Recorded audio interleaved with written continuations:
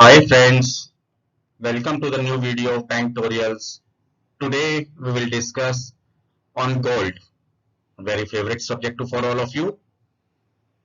We will discuss that how much gold one can keep at home as per income tax rules, and that too without justifying income.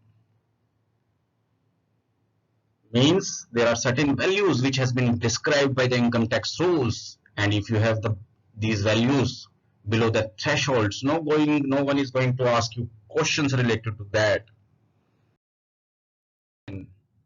First of all, we will discuss interesting facts about India on gold. Are you aware? Indian consumes most gold globally.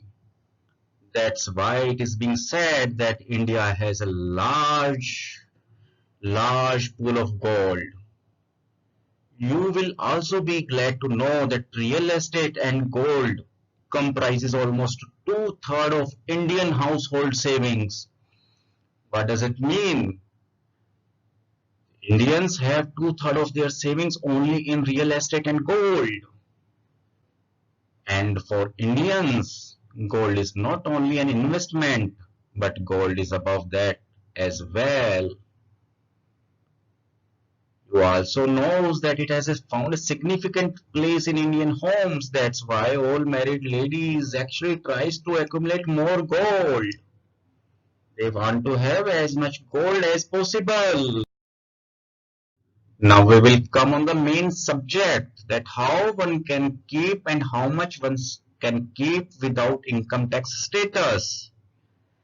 Now friends, you will be knowing that married lady can have 500 gram of golds without any income tax status or without any returns.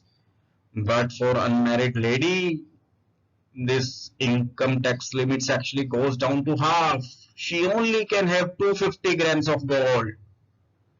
Half of the gold which a married lady can have, and we poor male members only 100, whether we are married or unmarried, not more than 100 grams, because we male members are poor fellow members. We can't have that much gold.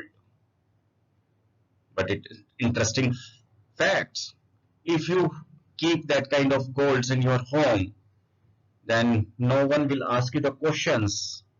You are not going to justify to income tax authorities that how you have procured all this gold, because what income tax or authorities actually treat that you can have that kind of golds by gifting mechanism, by inheritance, maybe gifting from relatives as well. But what if you have an excess? Now it is again an interesting fact. If you hold the gold in excess of prescribed limits, then you should have a source of income as well as proof of investment, which will definitely help you to justify investments in gold against your income. But doston, one more thing. If you have taxable income of 50 lakhs a year, then you will need to declare all the details of jewelry in that returns. It is mandatory. And also you need to keep in mind that there should not be any mismatch between the value declared in return and the physical position if you have taxable income which is more than 50 lakhs. Guys, isn't it these facts are really interesting? Yes, but only few of us knows these interesting facts. But carries knowledge. Thank you very much guys for going through this video. If you like this video, then please like and share, and please subscribe this channel of Banktorials.